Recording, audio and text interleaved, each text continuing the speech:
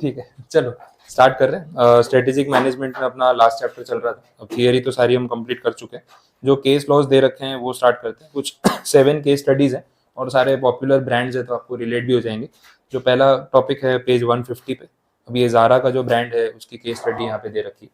तो है काफ़ी अच्छी केस स्टडी ऑब्वियसली, क्योंकि इतना बड़ा बिजनेस और वो ब्रांड वैल्यू जो आपके माइंड में है वो तो आपको पता ही है, पर वो रेपुटेशन क्रिएट कैसे हुई है और उन्होंने क्या स्ट्रेटेजीज लगाई है जो सीखने जैसी है, वो यहाँ पे दे रखा है। तो डिटेल में अपने इसको स्टडी तो करेंगे, पूरी हिस्ट्री नॉल दे रखी है, बट बेसिक्स जो ज़ारा का ब्रांड जिस वजह से फेमस है और वो लोग जो चीज़ फॉलो कर रहे हैं वो पहले अपने इन जनरल डिस्कस कर लेते हैं। देखो, एक तो फास्ट फैशन वाला ब्रांड है, फास्ट फैशन जो रेगुलरली चेंज होता रहता है। अब ये लोग अपनी वैल्यू कैसे क्रिएट कर रहे हैं वो भी हमें समझना है। एक तो एडवर्टाइजिंग पे स्पेंडिंग जीरो है। आप देख लो, ज़ारा के ब्रांड की ऐड आती ही नहीं, वो लोग एडवर्टाइजिंग पे खर्च ही नहीं कर रहे, बिकॉज एक वो ऐसा है ना कि वैल्यू क्रिएट बहुत ज़्यादा अपने बारे में जो शो ऑफ करता रहता है ना, उसकी वैल्यू नहीं क्रिएट होती। ये उस टाइप की स्ट्रैटेजी और थॉट प्रोसेस है कि आप अपने बारे में खुद ही बातें करते रहोगे, टीवी पे ऐड देते रहोगे, तो वैल्यू क्रिएशन नहीं होगा। आप जितना लोगों के माइंड में वो बोलते हैं ना सबकॉन्शियसली वैल्यू क्रिएट होगी ना, तो ब्रांडिंग अपने आप होती है। अब ये लोग क्या कर रहे हैं, फैशन तो फास्ट फैशन है, मतलब रेगुलर चेंज करते ही रहते हैं। अच्छा, हर डिज़ाइन के लिमिटेड स्टॉक्स बनाते हैं, सबसे बेसिक चीज़ ये है। तो अब वो ना बायर को पता है कि भाई ज़ारा के ब्रांड में अगर कोई डिज़ाइन आया है, आज अगर मैंने देखा और आज नहीं उठाया, ये कल नहीं मिलेगा, ये वैसा हो गया।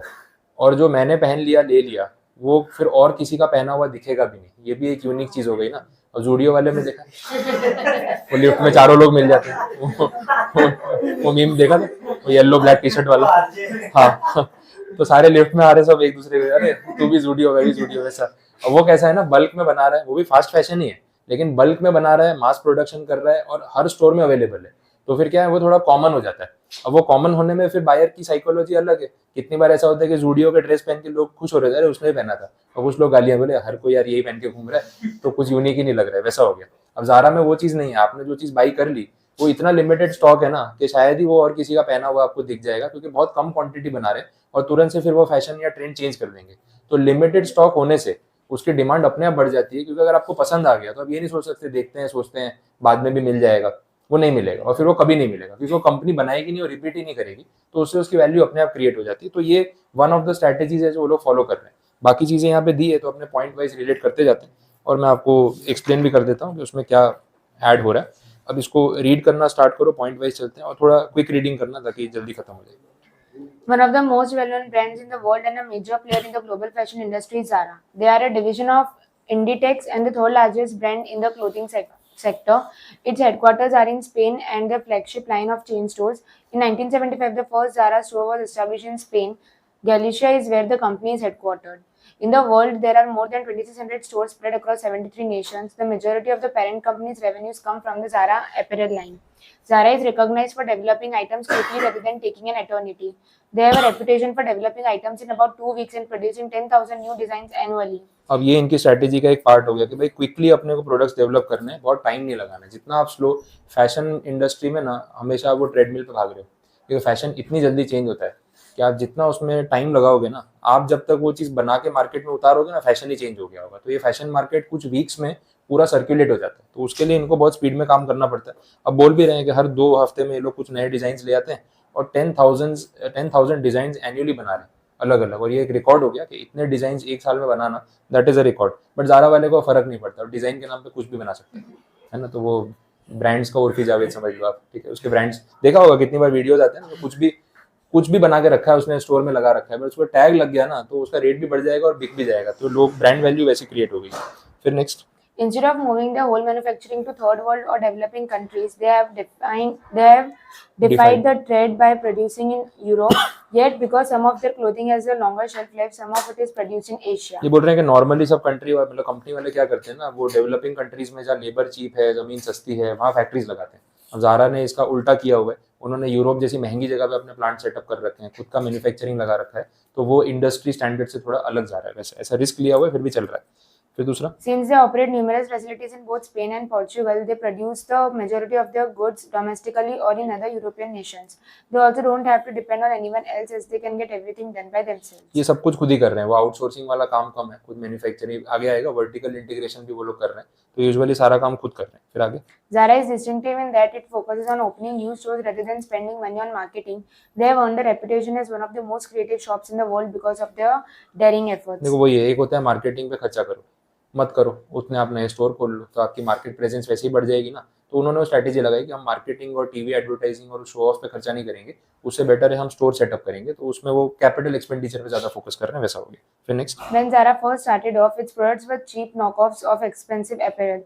Due to the success of this decision, Zara was able to grow by adding more stores in Spain. तो ये शुरू एक तरीके से जूडियो वाली कैटेगरी में हुआ था, ऐसे समझ लो कि एक्सपेंसिव प्रोडक्ट्स का आपको सब्सटीट्यूट मिल रहा है एक चीपर प्राइस पे, तो पब्लिक जल्दी अट्रैक्ट हुई ना। फिर धीरे धीरे अब उन्होंने जो प्राइस कैटेगरी चेंज कर दी है, अब इंडिया में आप ज़ारा के स्टोर में जाओगे आपको लगेगा अच्छा खासा महंगा है, लेकिन जब शुरू किया तो उन्होंने उस कैटेगरी में स्टार्ट नहीं किया था, पॉपुलर होने के बाद वो प्रीमियमनेस के ऊपर चले गए, वो अलग बात है। फिर next, The corporate management also managed to shorten the time it required to generate new designs and came up with the term instant fashions, which allowed them to capitalize on new trends fairly rapidly. Instead, them employing lone designers, Zara is renowned for using design teams.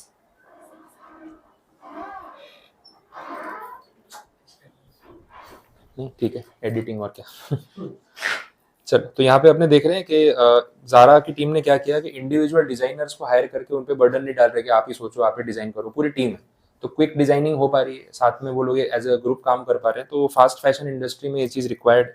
फिर इसके बाद H&M, Gap, and Benetton are fierce competitors for Zara on the global market. Luckily, Zara is believed to be more fashionable than the rest of the brands, despite the fact that its pricing is cheaper than Benetton and Gap. अभी इसके competitors हैं, अभी VR mall में जाओगे तो सारे आजू बाजू दिखेंगे आपको, सारे ब्रांड्स के अपने अपने शोरूम में। हाँ ज़ारा की अच्छी वाली, हाँ, और सारे खाली पड़े होते हैं। हाँ, इतने बड़े बड़े शोरूम खोल रखे हैं, तो जैसा प्राइस टैग है ना, पब्लिक घुसती नहीं, और इंडियन पब्लिक को जब तक 50% ऑफ नहीं दिखाओगे तब तक वो आएगी नहीं। अच्छा, ज़ारा में डिस्काउंट आता है, हाँ, आता है, सेल आता है, सेल आती है ना, सेल आती है, but crazy sale. Up to, हाँ अप टू, बट बहुत फ्रीक्वेंटली नहीं आती होगी, नहीं, रेयर, साल में जब एक बार ही 3-3 आती महीने है, में आती है। दो बार आती है, एक बार ही आती है। हाँ, देखो, एक या मतलब दो, जुलाई दिसंबर, हाँ। एक या दो बार, एक या दो बार आ रही है तो रेयर मानी जाती है, क्योंकि बाकी सब जो ब्रांड्स है वो आजकल रेगुलर सेल लगाते हैं, बहाने ढूंढते सेल लगाने के, तो ही पब्लिक आएगी। लेकिन ज़ारा जैसा ब्रांड इनिशियली तो ये लोग कभी सेल पे डिस्काउंट पे प्रोडक्ट बेचते ही नहीं थे पहले, अभी इन्होंने पॉलिसी की, मार्केट के हिसाब से चलना पड़ता है, पहले कभी भी ज़ारा जैसे ब्रांड में आपको डिस्काउंट मिलेगा ही नहीं, बिकॉज वो स्ट्रैटेजी वही है ना, लिमिटेड स्टॉक है, जल्दी खत्म हो जाएगा, फिर मिलेगा नहीं, तो कस्टमर्स को जब वैसे टारगेट कर दिया तो डिस्काउंट मांगने नहीं आते, वो पहले कलेक्शन अक्वायर करने आते हैं कि हमको वो चीज़ मिल जाए, तो उस सेंस में वो चलता है।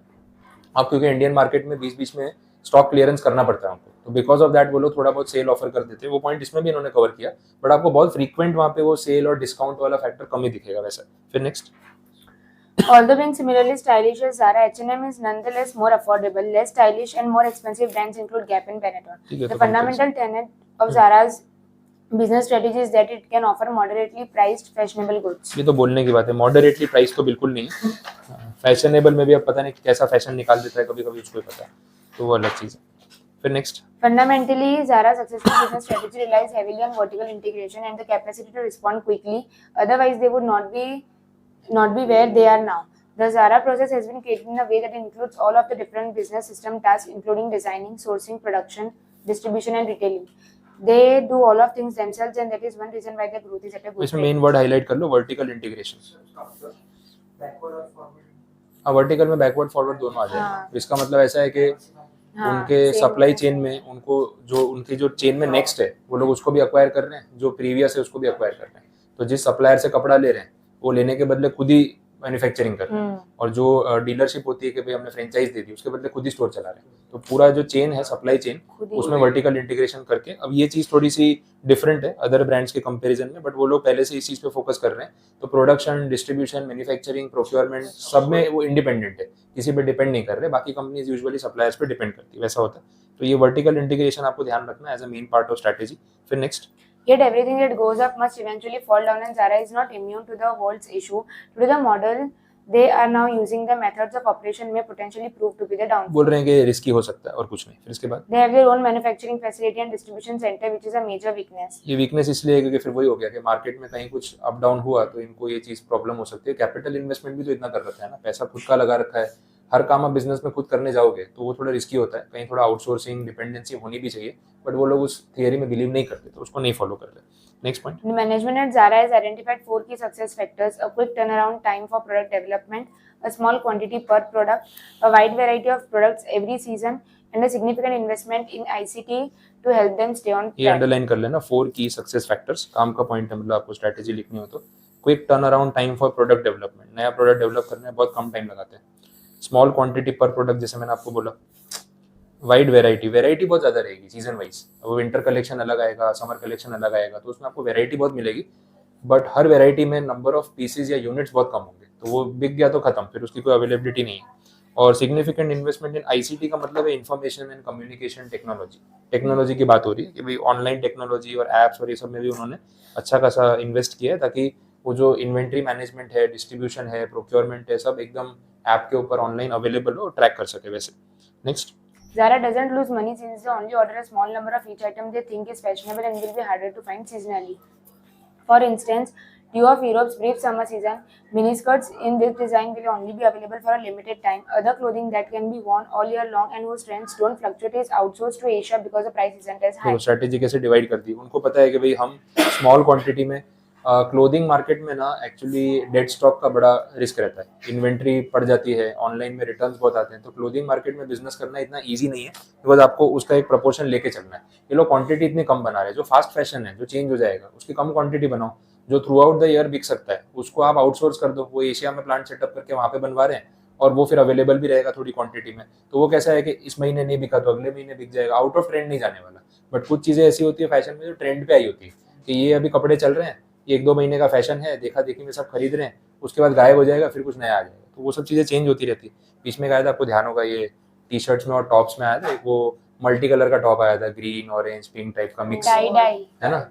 हाँ, तो ये ऐसा नहीं, बट इसमें सब कलर्स थे, वो लड़कियों में बहुत ज्यादा चला था, तो सब लोग वो वैसे ही टॉप पहन के घूम रहे हैं। नहीं लिया। फिर वो नाइट सूट में भी वो कलर आ गया, फिर वो टॉप में भी आ गया, तो वैसा हो गया कि भाई एक 2 महीने सबने पहना, फिर सब एक दूसरे को देख के चिढ़ रहे, बोले यार ये भी सेम टॉप पहन के आ गई, मेरे को नहीं पहनना। फिर अब जिसकी शक्ल नहीं पसंद उसने सेम पहन लिया, लड़कियों में होता है ना ऐसा, फिर बोले नहीं उसने पहना अब तो मैं नहीं पहनूंगी, तो घर पे पड़ा रहेगा, फिर किसी ने निकाला ही नहीं।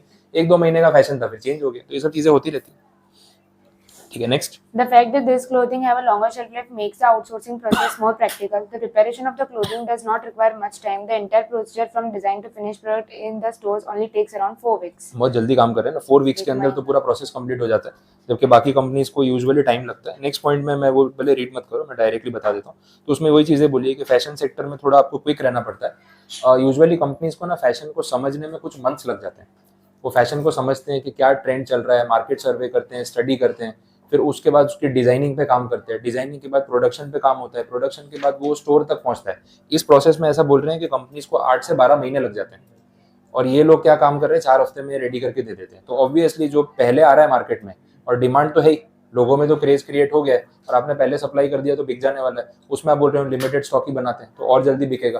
अब जो लिमिटेड स्टॉक बना रहा है, जल्दी सप्लाई कर रहा है, उसको डिस्काउंट देने की जरूरत ही नहीं है, वो प्रीमियम प्राइस पे एमआरपी पे बेचता है, तो भी गुड्स उसके फटाफट बिक रहे हैं। तो ऐसी स्ट्रैटेजी पे ये लोग चल रहे हैं। तो नेक्स्ट 2 पॉइंट्स में आपको ये पॉइंट दिखेगा, 8 to 12 मंथ्स वाला जो मैंने बताया।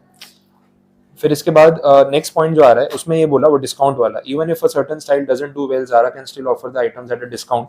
ये बहुत रेयरली ये लोग करते हैं, बट अगर उनको लगे कि हमारा ये वाला डिजाइन कुछ खास नहीं चला तो ठीक है, डिस्काउंट निकाल दो। कितने लोग क्या नाम से भी ले लेते हैं कि डिजाइन ओके बट ज़ारा का ब्रांड है, उसका क्लोथिंग मिल रहा है, तो चलो डिस्काउंट भी है तो खरीद लेते हैं। तो हर टाइप के बायर है मार्केट में।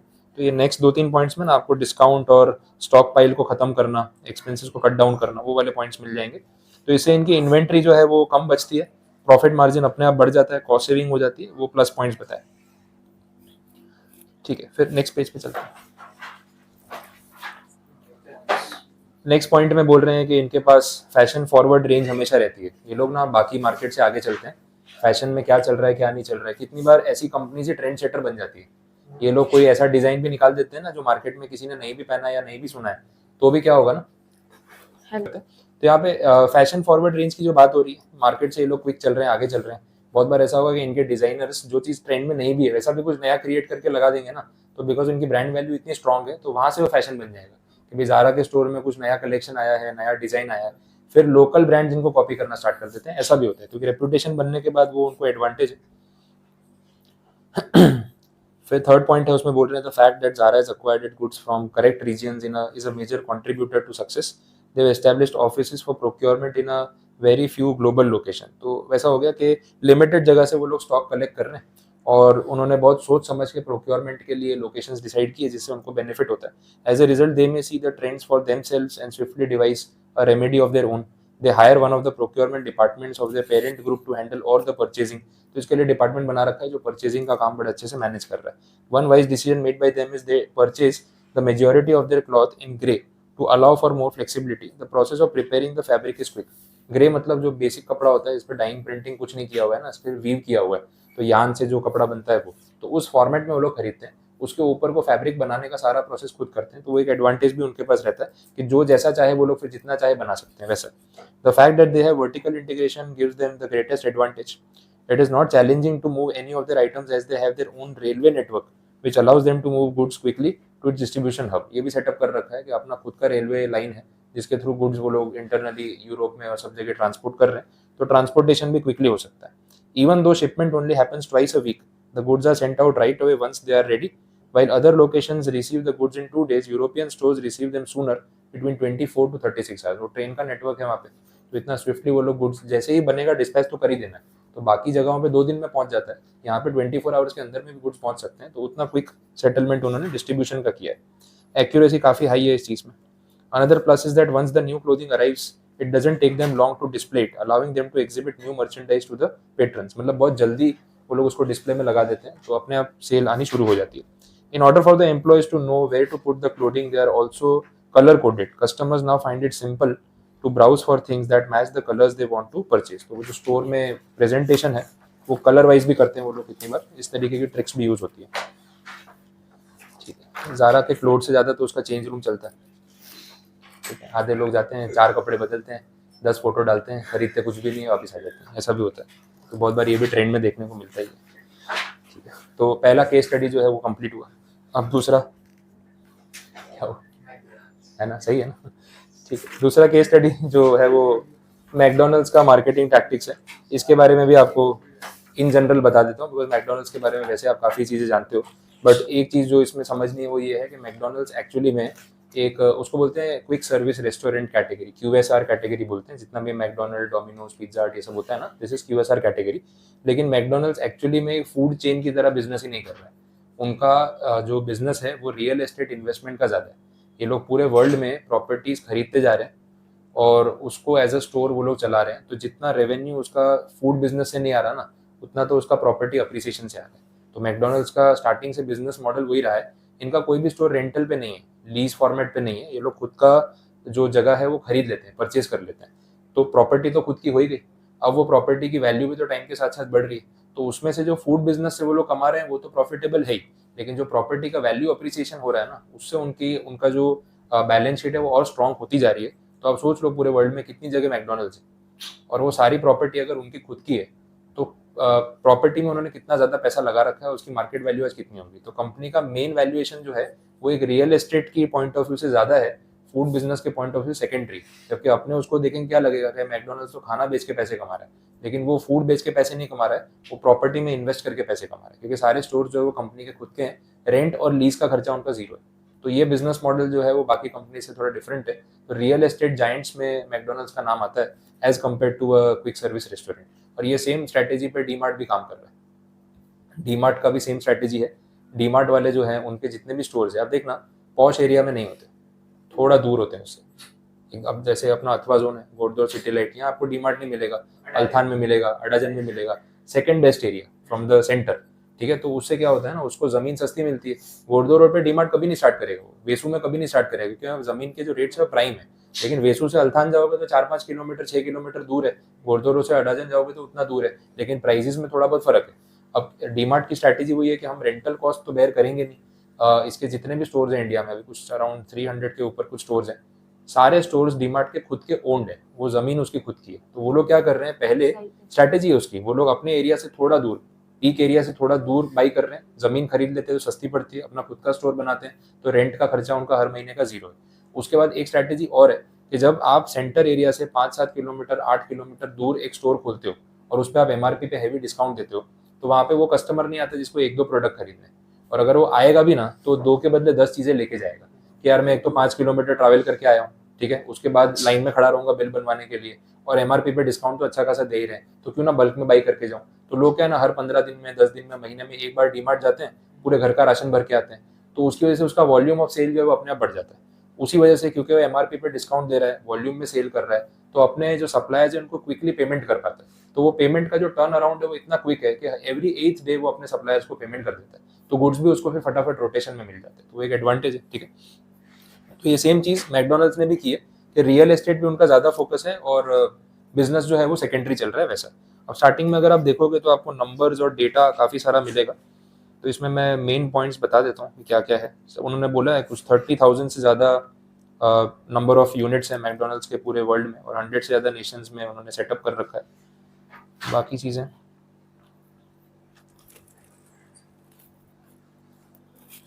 देखो, थर्ड पॉइंट में लास्ट लाइन में बोला है, becoming the biggest food restaurant business is not their primary goal, instead they are more concerned with being the greatest।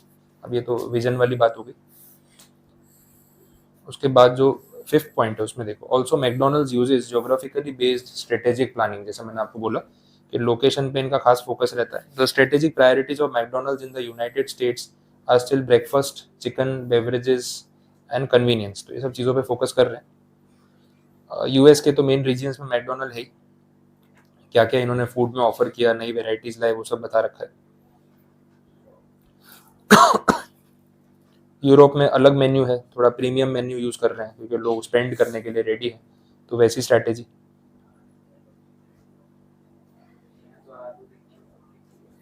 हाँ, इंडिया में स्ट्रैटेजी अलग है, वैसी रखनी पड़ेगी। सेकेंड लास्ट पॉइंट में देखो, McDonald's uses a variety of organisational techniques. India में स्टार्ट किया तो 20 रुपये से मेन्यू स्टार्ट किया था, 20 रुपीज़ मैकडोनल्ड जब आया था नया नया। हाँ, मैकालू टिक्की, फिर ये पफ और मैक्सवेल जो सॉफ्टी आइसक्रीम वो सब है, और ये सब 20 रुपीज़ से स्टार्ट हो रहा था। और फिर बर्गर था वो 49 रुपीज़, वो ऐसे था। तो इतनी लो प्राइसिंग रखी थी कि लोग आएंगे, इतना कम प्राइस देख के एंटर होंगे। आप कभी मैकडोनल्ड में जाओ तो आपको लगेगा सस्ते में हो जाएगा, लेकिन आप जब खा के आओगे आपको लगेगा खर्चा ज़्यादा हो गया। कभी ऑब्जर्व किया हो तो कभी भी आप जाओ आपको लगेगा 25 रुपीज़ स्टार्टिंग, 40 रुपीज़ स्टार्टिंग, लेकिन आप 2 लोग, 4 लोग, 5 लोग जाओ, फिर जितना खाना है खा के बाहर आओ, एवरेज करो पर पर्सन कितना खर्चा हुआ, आपको पता भी नहीं चलेगा आपका कॉस्ट कहाँ बढ़ जाएगा। तो वो एंट्री प्राइस इतना लो रखते हैं ना कि वो देख के लोग एक बार एंटर हो जाएंगे, लेकिन आने के बाद जो चीज़ें वो खाएंगे वो यूजुअली उससे महंगी होंगी। और फिर वो सर चीज़ ऐड करना है, ये ऐड करना है, वो ऐड करना है, वो हर चीज़ में आपको अपग्रेड ऑफर करेगा। आप फ्रेंच फ्राइज बोलोगे तो पेरी पेरी ऑफर कर देगा, कोल्ड ड्रिंक बोलोगे कोक फ्लोट ऑफर कर देगा, तो ना वो हर चीज़ में आपको ऐड करता जाएगा। फिर कॉम्बो बता देगा लास्ट में, बोले इससे तो कॉम्बो ले लो सस्ता पड़ेगा, वो कॉम्बो के चक्कर में और 40-50 रुपये 60 रुपये बढ़ा दिए, तो ऐसे करके आपका बिल ज़्यादा हो जाएगा। लेकिन आप सोच के गए थे कि मैं सस्ते में 50 रुपये बर्गर खा के आऊँगा, अंदर जाके आपका 150-200 रुपये पर हेड हो ही जाता है। तो वो उसकी प्राइसिंग पॉलिसी जिससे वो लोग अर्न कर रहे हैं वैसा। आगे देख लो, सेकंड लास्ट पॉइंट जो चल रहा था, ऑर्गेनाइजेशनल टेक्निक्स उनकी काफ़ी अच्छी है। Better restaurant operations, putting the client first, offering a variety of food and drinks, convenience and day part development, continual restaurant री इन्वेस्टमेंट, ये सब इनके इनिशिएटिव्स हैं। आइडिया ये था कि 1 मिनट में बर्गर असेंबल करके देना, दैट वाज द आइडिया जिस पे इन्होंने मैकडोनल्ड्स स्टार्ट किया।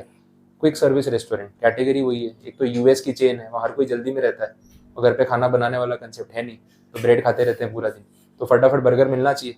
तो कंपनी ने टारगेट वो किया कि जब कस्टमर ऑर्डर दे रहा है काउंटर पे, तो जो बर्गर असेंबलिंग है ना वो विद इन 1 मिनट हो जाना चाहिए। और आप देखते भी, आप मैकडोनल्ड में जाओ, अगर आप उसको बर्गर के लिए ऑर्डर देते हो तो अपने सामने वो उसको असेंबल कर रहा है, हार्डली 1 मिनट लगती है, वो फटाफट असेंबल होकर आ जाएगा। तो बिकॉज इतना क्विकली वो आपको सर्विस दे रहा है ना, तो उससे वो ज़्यादा कस्टमर्स को कम टाइम में हैंडल कर पा रहा है। और ये स्ट्रैटेजी बहुत सारे और भी रेस्टोरेंट सर्विस प्रोवाइडर्स जो फॉलो करते हैं। आप कभी वो अनलिमिटेड गुजराती थाली ऐसा कुछ खाने चले जाओ, ये कंसार में और ये सब जगह पे गए, हाँ कोई भी गुजराती थाली आप खाने जाओ, आप एक्सपीरियंस करना, 15 से 20 मिनट में आपको खाना खिला के बाहर निकाल भी देता है। देख लेना, जाके देख लो, 20 मिनट्स मैक्सिमम ये एवरेज टाइम है। वो इतना फटाफट, आप खाना खत्म नहीं करो सिर पे आके खड़ा, सर सब्जी चाहिए, दाल चाहिए, खाने तो दे कम से कम, प्लेट में खत्म नहीं हो तो पहले आ गया। वो इतना जल्दी जल्दी आपको खिला के ना वो रोटेशन करते हैं कि 20 मिनट में मेरा टेबल खाली हो रहा है ना और कस्टमर्स आ रहे हैं, और क्या जितनी ज्यादा देर बैठे रहोगे ना उतना ज्यादा खाओगे, ये भी होता है। हाँ साइंटिफिक है ना, फटाफट खाओगे तो जल्दी पेट भर जाएगा, फिर बाहर जाके भले आपको वापस भूख लग रही है बट आप जा चुके हो, पेमेंट हो चुका है, वापस एंट्री नहीं है। आप जितना आराम से बैठ के खाते रहोगे ना तो फिर वो आप ज्यादा क्वांटिटी कंज्यूम करोगे, तो वो क्विकली आपको खिला रहा है, क्वांटिटी भी आप लिमिटेड खा पा रहे हो जल्दी जल्दी में, और वो ज्यादा से ज्यादा कस्टमर्स को केटर करके अपना रेवेन्यू बढ़ा रहा है। ये अगर अपन कोई बुफे में ऐसे कहीं पे जाएंगे तो वहां पे क्या है, वो जल्दी नहीं है, आप सेल्फ सर्विस है तो फिर अपने आराम से बैठते हैं कि तो स्टार्टर्स लिए बैठते हैं, क्या जल्दी है, अपने भी वसूल करने गए होते हैं, फिर आराम से बैठे, फिर थोड़ा मेन कोर्स लिया, फिर खाया, फिर वापस आपने कुछ लिया, फिर डेजर्ट तक पहुंचने पहुंचते टाइम लगाते हो, तो वहाँ पे ना आप आराम से 1.5-2 घंटे स्पेंड करके पूरा बुफे का पैसा वसूल करके आओगे। यही अनलिमिटेड में थाली में जाओगे ना 15-20 मिनट्स में तो खा के कंप्लीट, वो इतनी जल्दी खाना लाएगा आप इरिटेट हो जाओगे, भाई तू रख, खत्म कर, हम जा रहे हैं। वो उनका तरीका हुआ बेचने का। तो मैकडोनल्ड्स ने भी वही किया, क्विक सर्विस वाला। ये सब पॉइंट्स है। नेक्स्ट अगले पेज पे आ जाओ, बहुत सारी स्ट्रैटेजी उसने की है तो बता देता हूँ। अगले पेज पे ना सेकेंड पॉइंट देखो, उसमें ना ड्राइव थ्रू वाले कंसेप्ट पे बात की है। प्रोडक्टिविटी बढ़ाने के लिए, बिजनेस बढ़ाने के लिए उन्होंने ड्राइव थ्रू पिकअप वाला सेटअप किया। अब ये यूएस में बहुत सक्सेसफुल हुआ। हाईवेज पे लोग काफ़ी ट्रैवल करते हैं, भूख लग रही है ऑब्वियसली। अब हाईवे पे क्या अपने भी ट्रैवल कर रहे हैं, फैमिली के साथ गए, ग्रुप में गए, फिर होता है भूख लग रही है, किसी को लग रही है किसी को नहीं, तो बोले कहीं रुक जाते हैं, कोई होटल आ जाए या कुछ है, तो आप रुके। अब रुकोगे, फिर खाना ऑर्डर करोगे, फिर आएगा, फिर सब लोग खाओगे, फिर निकलोगे, तो टाइम बहुत वेस्ट होता है। फिर जो गाड़ी चला रहा होता है इसको पहुंचने की जल्दी होती है, बोले यार बहुत टाइम लगा रहे हो, जल्दी करो, जहाँ पहुंचना है लेट हो जाएंगे। उसके बदले इन्होंने क्या निकाला, ड्राइव थ्रू। गाड़ी पार्क करके उतर के रेस्टोरेंट में जाने की जरूरत ही नहीं। आप पहुंचने से पहले ऐप पे देख लो, ऑर्डर गाड़ी में प्लेस कर दो, आप सीधा गाड़ी लेके जाओ और उसके काउंटर से खाना ले लो और निकल जाओ, कार पार्क करने की जरूरत नहीं। तो उस वजह से ना आपका स्टॉपेज टाइम हार्डली 2-3 मिनट का होता है, और ये आप खाना खाने अगर उसके कैफे में बैठ गए अंदर तो आपका स्टॉपेज टाइम 1 घंटे का हो जाएगा। तो वो उन्होंने टाइम सेव करने के लिए ड्राइव थ्रू निकाला, और ये ड्राइव थ्रू वहाँ सक्सेसफुल इतना हुआ कि इंडिया में भी उन्होंने इसको इंस्टॉल किया। अपने अहमदाबाद वाले रूट पे जाओ, मुंबई वाले रूट पे जाओ, आपको ड्राइव थ्रू मिल जाएगा और मोबाइल ऐप में अवेलेबल है, वहीं से ऑर्डर प्लेस कर सकते हो। तो वो एक उससे उनका बिजनेस मॉडल जो है वो और रेवेन्यू जनरेट करने लगा। फिर इसका एक पॉइंट छोड़ के नया मैक कैफे वाला कंसेप्ट, ठीक है। पहले ये नहीं था, पहले वही अपना burger, French fries, limited menu. अब मैक कैफे के नाम पे पूरी रेंज उसने स्टार्ट कर दिया। मैकडी में जाओगे तो एक अलग काउंटर ही है मैक कैफे का, और उसमें भी इतनी एक्सपेंसिव आइटम्स उसने रखी है, तो वो थिक शेक्स है या फिर सॉर्बेज है या जो भी जूसेस है, कॉफी है, तो इसके आइटम स्टार्ट कर दी। तो वो भी एक प्रीमियम कैटेगरी है, उसमें कोई भी प्रोडक्ट आपको 200-250 से नीचे मिलने वाला नहीं। तो अच्छा खासा मार्जिन भी है और एक मेन्यू भी ऐड हो गया, तो उससे भी वो लोग अर्न कर रहे हैं। तो ये एक मैक कैफे वाली स्ट्रैटेजी ऐड ऑन कर दी।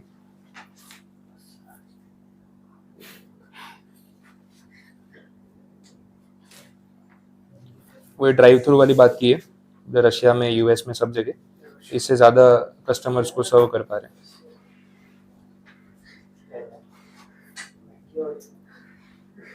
रिनोवेशंस की बात भी कर रहे हैं कि भाई जो लोकेशन है, फूड एक्सपीरियंस, ईटिंग एम्बियंस वाला जो पार्ट है, उस पर भी अब काम कर रहे हैं। तो काफ़ी सारे स्टोर्स पे उन्होंने रिनोवेशन करके इंटीरियर थोड़ा सा और प्रीमियम किया, जिससे कस्टमर्स को और बेटर फैसिलिटीज़ मिल सके वैसे। तो ये पॉइंट पे बात कर रहे हैं।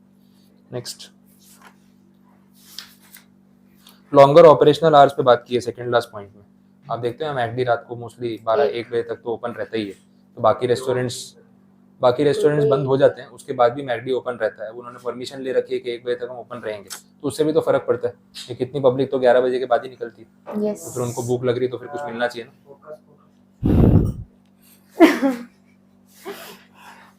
ठीक है।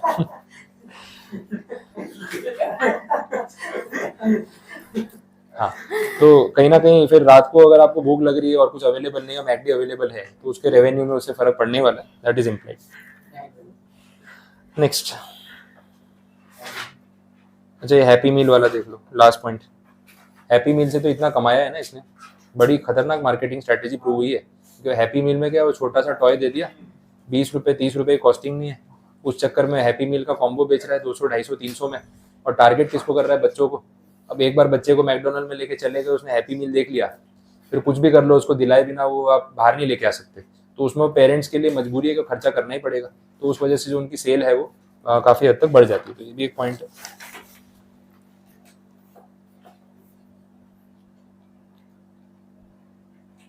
इनोवेटिव मार्केटिंग वो तो कर ही रहे हैं, जो मैकडोनल्ड का मेन कैरेक्टर है उसके थ्रू।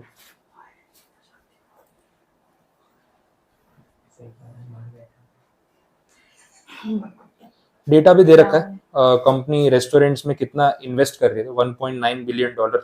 बोला ये रीमॉडलिंग करने के लिए, नए चेन स्टार्ट करने के लिए कैपिटल एक्सपेंडिचर वो कर रहे हैं, रेगुलर बेसिस पे चल रहा है। सिर्फ चाइना का एक एक्सेप्शन दे रखा है कि चाइना में काफ़ी जगह पे मैकडोनल्ड्स नहीं है, क्योंकि वहाँ पे चाइना में रेगुलेटरी अथॉरिटीज़ की तरफ से परमिशन नहीं है। चाइना में बहुत सारी चीज़ें जो है वो यूएस की वो बैंड है, तो वहाँ पे व्हाट्सएप भी नहीं चलता है, गूगल भी नहीं चलता है, उनका एक ऐप है वी चैट वो चलता है। तो चाइना में ऐसा आप यूट्यूब यूज़ नहीं कर सकते, चाइना में उनका खुद का यूट्यूब जैसा ऐप है, वही आपको यूज़ करना पड़ता है। हाँ, चाइना में बहुत सारी चीज़ें ऐसी है जो वर्ल्ड के ब्रांड्स है, यूएस वाले काफ़ी सारे ब्रांड्स वहाँ पे नहीं है, फेसबुक भी नहीं है, यूट्यूब भी नहीं है, तो उनको अलाउड नहीं है, तो मैकडोनल्ड भी नहीं है, तो इन सबको बैन कर रखा है। ठीक है, बस तो ये सारी स्ट्रैटेजीज थी मेनली मैकडोनल्ड्स को लेकर, Their loss. बाकी फिर कल देखेंगे। बस बस और पढ़ना है तो बोलो।